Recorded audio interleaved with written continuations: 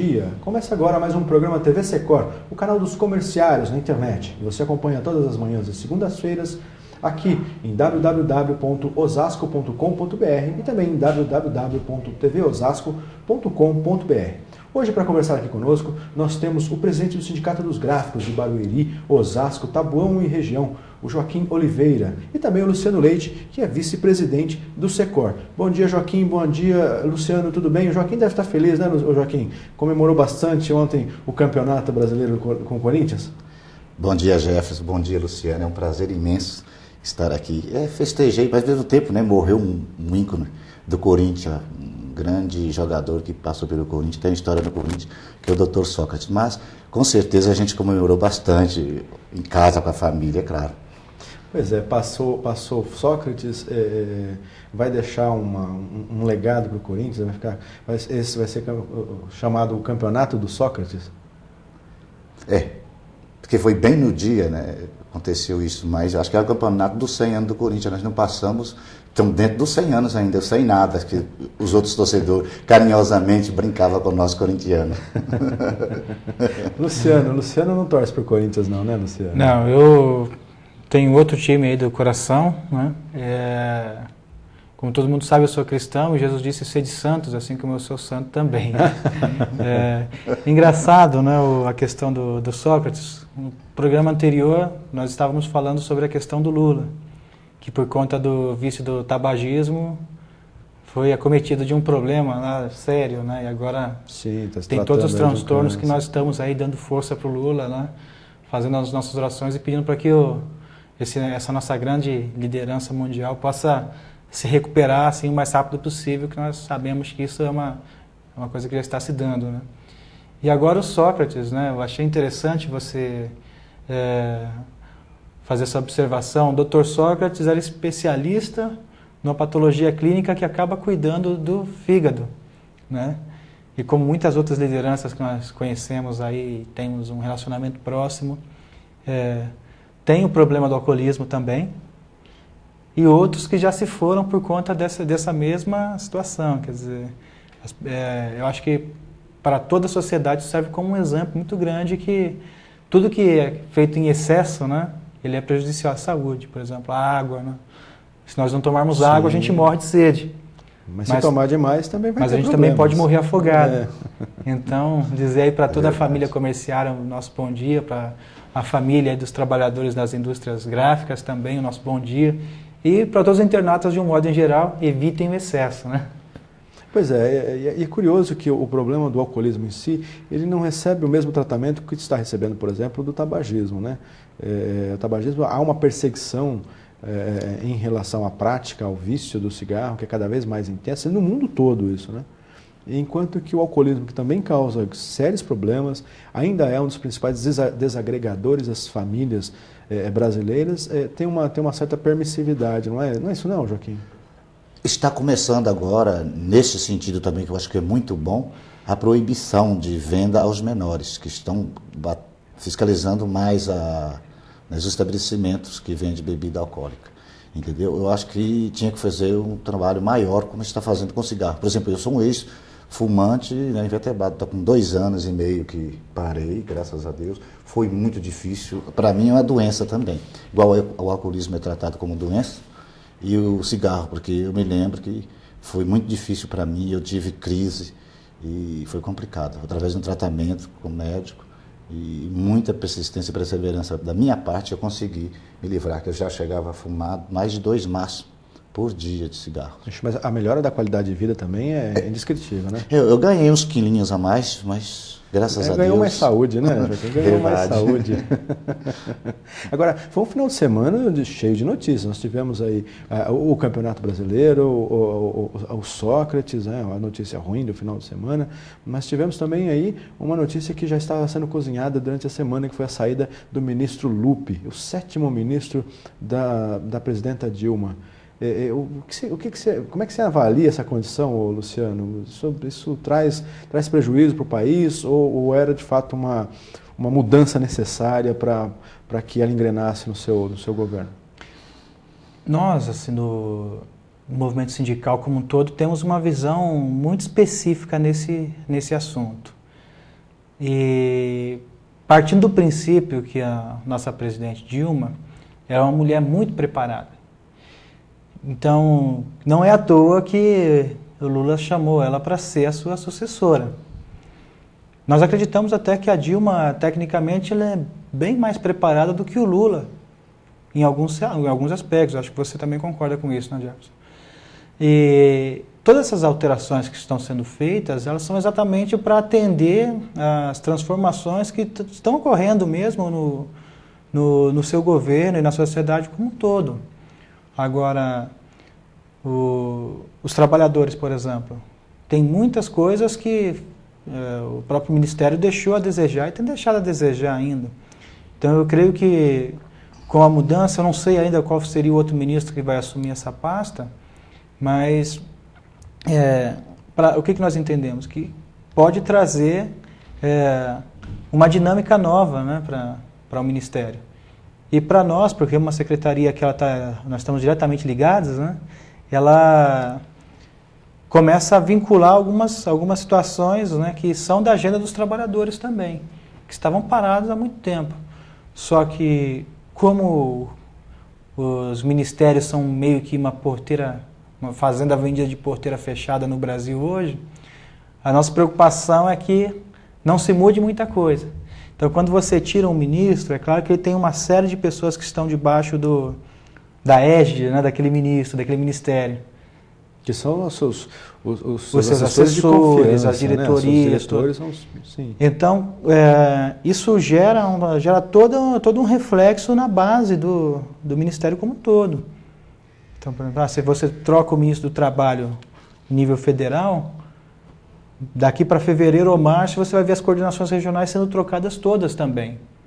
E aí, em alguns aspectos, por exemplo, quando nós temos uma boa relação com aquele coordenador ou com aquele delegado regional, você já tem alguns trabalhos que estão encaminhados, né?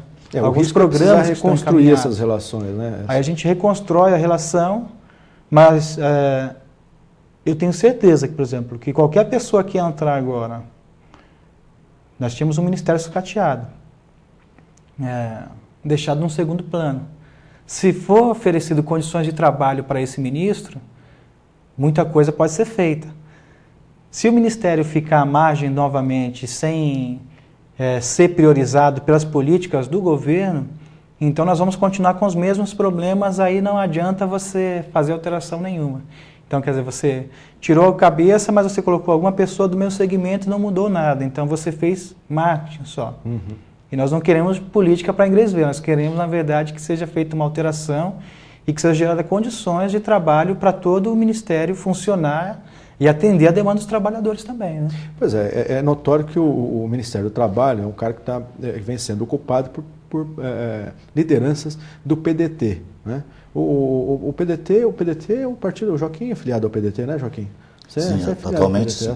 Certo. E isso provavelmente vai gerar uma substituição, tá, para uma outra liderança do PDT. A dúvida é qual seria aí, né, Joaquim? Como é que você está avaliando, tanto como correligionário do ministro Lupe, mas também como liderança sindical, que tem uma relação importante com o Ministério, justamente com a pasta em que ele deixa, né? É complicado. Eu estava conversando com o Paulo da Força Sindical, com a presidente estadual, e ele falou que ele próprio já tinha recomendado ao ministro devido a várias acusações que estavam insustentáveis as situações, porque a mídia pega pesado no pé. E ele já tinha falado que já tinha orientado para sair. Eu não sei como é que vai ficar. As próprias lideranças não sabem, não deixaram indicação nenhuma. Eu conversei particularmente com o presidente aqui estadual. Ele falou assim, por enquanto não tem nada ainda definido. E quem assumir, eu acho que principalmente a parte administrativa interna. Nós temos sérias dificuldades, você sabe disso, que acompanhou algumas manifestações feitas por nós aqui. Pois nós tivemos a invasão zumbi, né, ao então, Ministério do Trabalho para alertar contra o sucateamento, o problema que vinha causando mais mortes e acidentes de trabalho nos ambientes de trabalho, né? Verdade, no meu setor mesmo teve morte e infelizmente não teve investigação precisa do Ministério do Trabalho, porque nós podemos fazer a nossa parte, mas como às vezes alguns assuntos e algumas empresas não atendem às nossas reivindicações, então nós temos que usar o Ministério do Trabalho, porque eles têm poder de polícia, eles podem interditar uma máquina, nós não podemos, nós podemos tentar negociar para melhorar as situações e as condições de trabalho na empresa e orientar, mas eles podem multar, pode orientar também, nos ajuda. As empresas às vezes respeitam mais. Infelizmente, pelas condições que temos hoje, dentro do Ministério, então fica muito difícil esse trabalho. Ok. Bom, por falar em condições de trabalho do movimento sindical, nós vamos acompanhar agora uma atividade que a TV Secor esteve presente na última semana, na segunda-feira. O movimento sindical da nossa região organizou um café da manhã em homenagem ao deputado federal João Paulo Cunha, do PT. O João Paulo é presidente da Comissão de Constituição e Justiça e retirou da pauta de votação da comissão, da pauta de discussão da comissão, a PEC, a Proposta de Emenda Constitucional 369. Essa proposta, sem passar pelos sindicatos, sem passar por uma discussão da sociedade, mudava completamente as regras de organização dos sindicatos, retirava elementos que financiam hoje os sindicatos sem apresentar alternativas e graças a um pedido do movimento sindical aqui da região, o deputado João Paulo Cunha retirou de votação para que essa questão seja colocada para uma discussão futura. Nós temos aí um pequeno trecho, uma matéria que nós acompanhamos lá. Vou pedir a nossa produção para colocar, para a gente voltar em seguida e discutir o assunto. Produção, por favor. Presidente da Comissão de Constituição e Justiça da Câmara, o deputado João Paulo Cunha foi homenageado pelos sindicalistas por retirar da pauta da comissão a PEC, Proposta de Emenda Constitucional número 369. No evento que aconteceu no Sindicato dos Servidores de Carapicuíba, os sindicalistas lembraram dos prejuízos que a aprovação da PEC traria ao movimento sindical. Bom dia a todos e a todas, nossos companheiros de prefeitura, dona Raquel ali, dona Lourdes. É muito orgulho para nós, né, o nosso sindicato humilde, e receber tanta celebridade. Mas que trata-se de agradecer a um evento muito importante e recente que ocorreu na Comissão de Constituição e Justiça, do qual o presidente é o deputado João Paulo Cunha. João Paulo deve ter ficado preocupado, porque eu liguei eu, Luiz Arraes, Chico Bezerra, Lourenço, lá de Brasília, porque a PEC 369, que é um projeto uma proposta de emenda constitucional, iria ser votada na quinta-feira. E os meninos lá de Brasília, Zé Augusto, que é um companheiro batalhador que está lá à frente também do Fórum Sindical, o qual o Lourenço é o presidente, nos alertou sobre o risco da PEC 369. Rapidamente, o Lourenço está mais habilitado e mais capacitado para falar sobre ela, tem o nosso companheiro Luiz Arras também, que é um batalhador. A PEC 369, ela é um projeto de emenda constitucional que é do deputado Moreira Mendes, lá do PPS de Rondônia. É o que tem de mais atrasado, mas representa o setor dominante desse país. E esse projeto estava para ser votado na Comissão de Constituição e Justiça. E nós ficamos aterrorizados. Mas por quê? Porque esse projeto de emenda constitucional, ele exclui o artigo 8º, o artigo 11º e o artigo 37º da Constituição Federal, que trata justamente da relação de representatividade sindical. Quer dizer, depois da votação da Comissão de Constituição e Justiça, seria um caminho andado, meio caminho andado, para ele ir para o Senado, ir para o Congresso e depois ser aprovado na Câmara. E aí, nós ligamos para o engenheiro Douglas, muito atencioso, que é assessor do deputado. Ele falou: o deputado está em reunião. Eu falei: por favor, pede para ele ver o que é que ele faz. Aí o João Paulo falou: Góes, aqui não é pastelaria, a votação vai ser quinta-feira e você está me ligando hoje, na terça? Aí eu peguei e falei: deputado, veja o que é que o senhor pode fazer. O deputado foi lá, tal, até se indispôs e felizmente conseguiu tirar esse projeto de emenda constitucional da pauta de votação, pelo menos durante um determinado período. Eu quero agradecer aqui ao deputado. Quando a gente pensar, então, em fazer a reforma, nós temos que pensar algumas coisas. Primeiro, é preciso fazer a reforma? Segundo, precisa fazer agora? Qual o tempo de fazer essa reforma? Terceira coisa, há unidade no movimento sindical para fazer essa reforma? Quarta coisa, qual o conteúdo dessa reforma? Quinta coisa, se está na hora de fazer, se precisa fazer, se tem unidade para fazer, se o conteúdo está sendo debatido, o que nós vamos fazer para apoiar algumas coisas e para combater outras? Esse é o dilema que a gente vive. Por que ele vai e volta? Ele vai e volta por dois movimentos, a minha opinião. Um movimento é que o movimento sindical, gente, ele é combatido de duas formas. Um na sua organização, no combate à sua organização, conscientização em busca dos seus direitos, e outro do ponto de vista ideológico-cultural. Hoje fazer uma greve, se você faz uma greve e resolve fazer uma passeata aqui, uma parte da população fica contra a greve. Ou não é verdade? Verdade. Por quê? Porque a elite brasileira, nos últimos anos, fez o quê?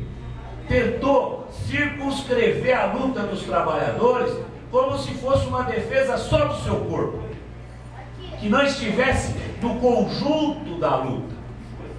Vou abrir um parênteses aqui para falar uma coisinha importante para a gente perceber. Bom, nós vimos aí nas falas do Góes, que é o presidente do Conselho Intersindical de Saúde e Seguridade Social, que foi o organizador do café da manhã, e a seguir o deputado João Paulo, que está considerando ali uma questão importante, a investida de alguns setores da sociedade contra o movimento sindical. Tem se tornado muito comum, né, Joaquim?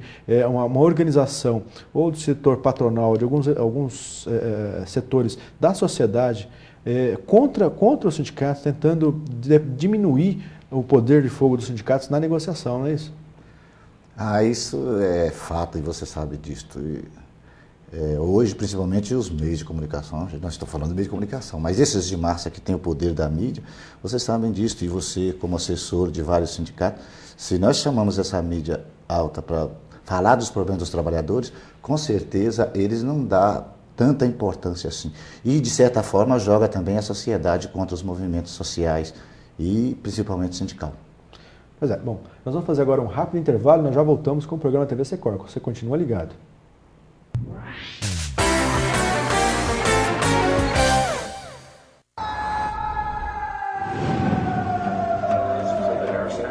Hear that? What?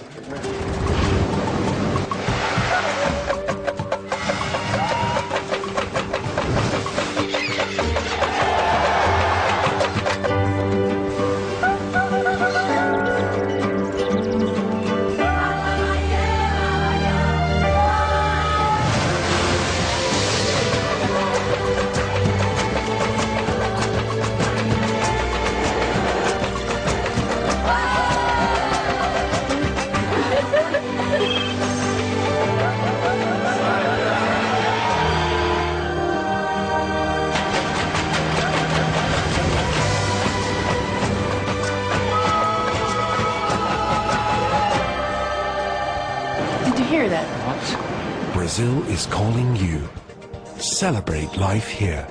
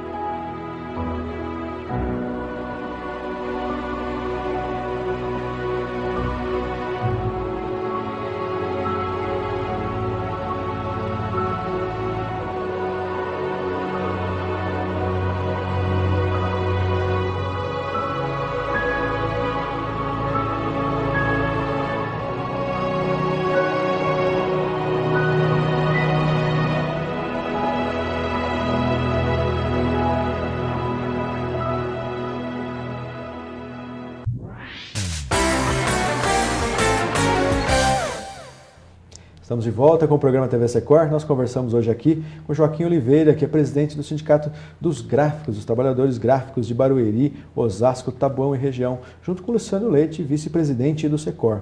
Nós terminamos o primeiro bloco, Joaquim, falando sobre as investidas de um certo setor da sociedade contra o movimento sindical. E por falar nisso, recentemente, o seu sindicato fechou aí um acordo de campanha salarial. Foi vitorioso para os trabalhadores? Atingiu o objetivo, Joaquim? De uma certa forma, sim. Nós tivemos certo problema, inclusive em São Paulo, que talvez eu nem vou comentar muito, que é coisa interna do Sindicato de São Paulo. Eu acredito que isso atrapalhou um pouquinho. Um racha lá, isso? Isso. Dá uma briga lá, vai ter eleição agora, vamos ver como vai ficar. Mas eu acho que foi vitoriosa a nossa campanha, conseguimos 2,2% de aumento real, 9%. O índice total foi 9%. O índice 9%, né? Já agora. Então, tivemos uma boa aceitação na base, na categoria. Então, acho que valeu a pena. Os trabalhadores estão contentes, têm andado nas empresas aí, conversando com os trabalhadores, e eles gostaram muito do aumento que alguns nem acreditavam que vinha tudo isso, devido às condições desse ano adversa no setor gráfico. Tivemos muita demissão no início do ano, uma rotatividade muito grande e é complicado. Então, apesar de todas as dificuldades, nós fomos vitoriosos nessa campanha. Pois é, e foi uma negociação unificada, né? Os gráficos de Barueri, Osasco e região, seu sindicato, ele não negocia exclusivamente, né? Junto com a federação, junto com um grupo de outros sindicatos? A federação, no estado de São Paulo hoje, nós somos 18 sindicatos, todos eles filiados à federação. E representamos, acho que mais de 80%, porque tem a região do ABC, que negocia separado, Campinas e São José do Rio Preto. O resto tudo em conjunto com a federação, com todos os sindicatos. E representamos no total mais de 90 mil trabalhadores hoje no estado de São Paulo. Agora, o teu sindicato está se tornando bastante conhecido na região pelo trabalho forte que vem fazendo em cima da pauta das 40 horas semanais. Vocês levaram essa reivindicação para a campanha salarial também, para a pauta de reivindicações, mas caminhou nesse sentido ou não? Por isso que eu falei, apesar de tudo, com o aumento foi até vitorioso, mas nas demais cláusulas nós não tivemos avanço nenhum. Claro que essa é uma pauta que a gente tem, né, batido forte, fizemos um trabalho forte em cima disso.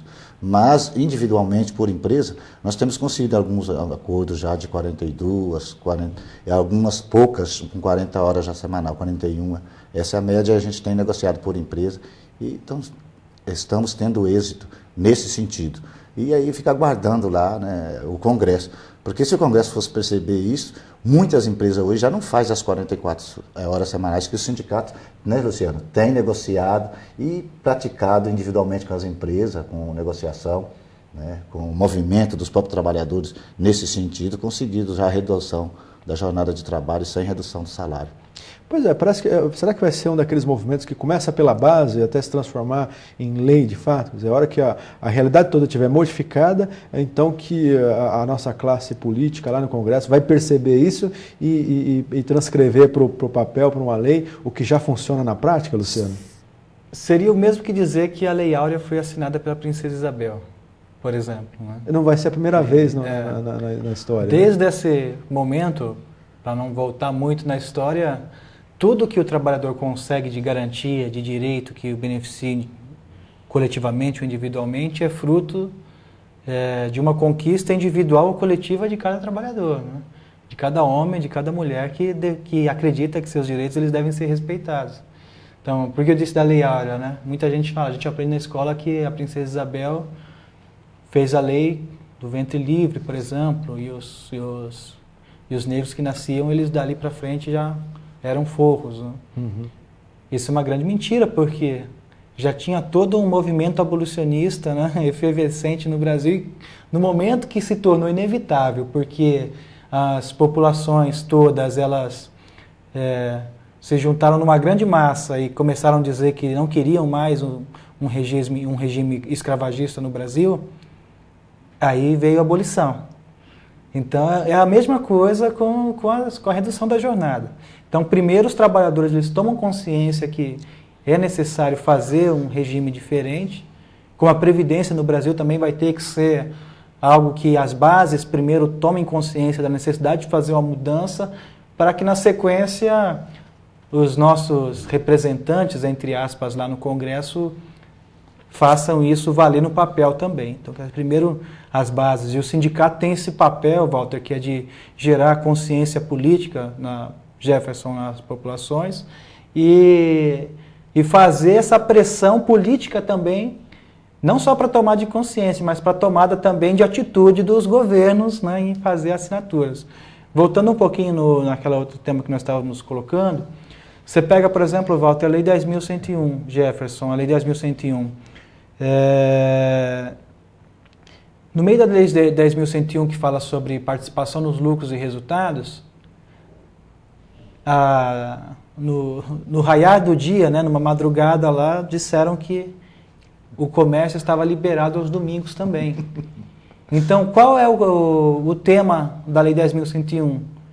Participação nos lucros e resultados. Que muita gente deixou de praticar, porque tinha uma legislação que engessava.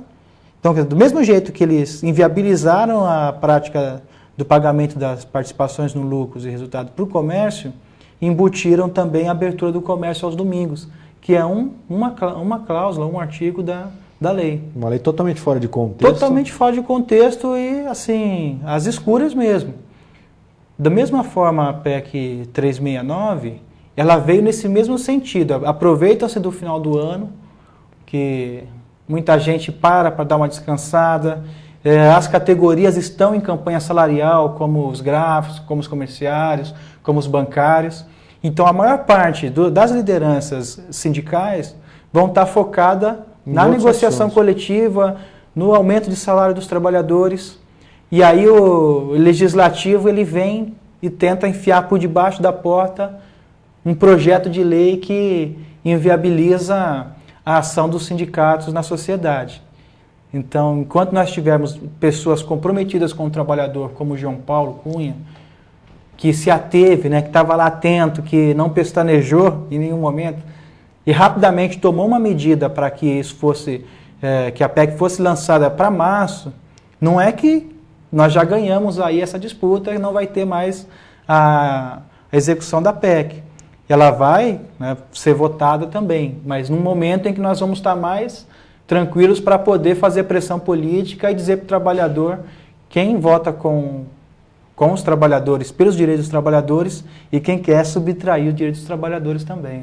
Né? Já não existe mais essa separação, não. Uma coisa é sindicato, outra coisa é política. O trabalhador tem que estar atento, tem que ter representantes, como os patrões sempre tiveram, né? Na Câmara Federal, nas instâncias estadual, na instância municipal, para garantir os seus direitos na legislação, né, Joaquim? Com certeza. E só para lembrar, o setor público já não faz 40 horas há muito tempo. Entendeu? Mas é verdade, se a gente não está atento a tudo isso, podemos ter graves prejuízos devido, que o Luciano acabou de falar, numa lei que não tem nada a ver, colocar o comércio numa lei de participação de lucro e resultado. É um absurdo isso. Ok, bom, o programa TV Secor vai ficando por aqui. Você já sabe, não fique só, fique sócio. Veja no site do sindicato em www.secor.org.br seus direitos, todas as garantias, os seus benefícios, tudo aquilo que o Secor tem conquistado e oferece para você.